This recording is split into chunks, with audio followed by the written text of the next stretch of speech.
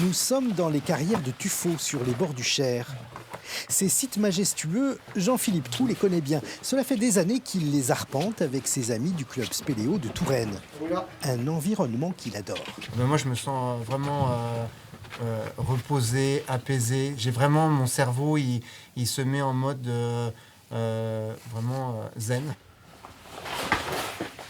Ce qui me plaît, c'est vraiment le côté science, hein, d'aller là où l'eau circule, creuse, forme des réseaux qu'on n'imagine pas quand on est à l'extérieur.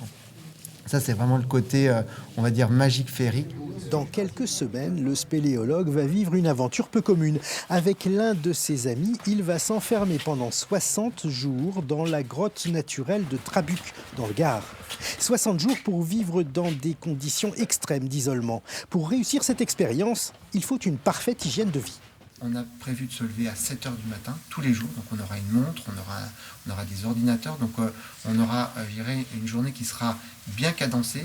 Une journée rythmée par les différentes activités d'observation et de recherche scientifique. Mais l'objet de ce séjour, c'est surtout une étude universitaire sur leur propre comportement psychologique lié à l'enfermement. Allez, on allonge, on allonge, on allonge. Cardio, pompe, gainage, le spéléologue soigne sa préparation physique. Il le sait, c'est l'une des clés pour réussir son expérience. Au dojo de Bléré, il pratique le taïso, une discipline japonaise. Pour nous préparer physiquement, donc avec le taïso, ça nous permet de travailler les muscles des cuisses parce qu'il faut vraiment qu'on ait des bons appuis, l'équilibre, chercher l'équilibre en fait. Le travail du taïso, c'est aussi ça. Et puis c'est aussi travailler donc le haut du corps pour s'agripper donc comme si on faisait de l'escalade, mais là sur des blocs qui sont plus ou moins instables, sur des terrains qui sont vraiment très accidentés.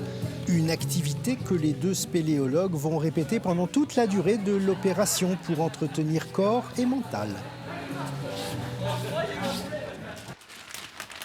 Dernier préparatif. L'essentiel du matériel est déjà sur place, mais il reste encore le problème des vêtements que l'on doit protéger de l'atmosphère si humide de la grotte. Je suis en train de faire le vide dans un sac qui va me permettre de stocker mes vêtements au sec. Soins du corps, mais aussi nourriture de l'esprit. Là encore, c'est d'aventure dont il s'agit. Et j'ai prévu d'apporter donc des livres faits par des aventuriers aussi, donc comme Éric Tabarly, donc le célèbre navigateur.